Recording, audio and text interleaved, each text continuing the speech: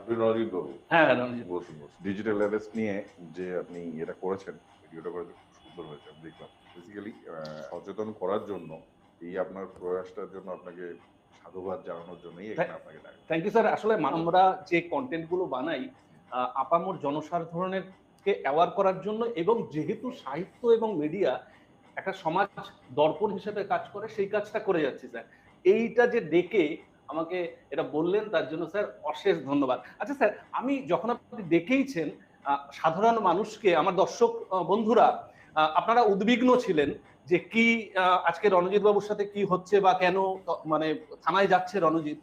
বিষয়টা হচ্ছে গিয়ে ডিজিটাল অ্যারেস্ট নিয়ে আপনাদের একটা আমি যে প্রতিবেদন করেছিলাম সেটা অনেকের নজরে এসেছে, এবং এটাই কিন্তু এখন এই সময়ের সবচাইতে বড় থ্রেট।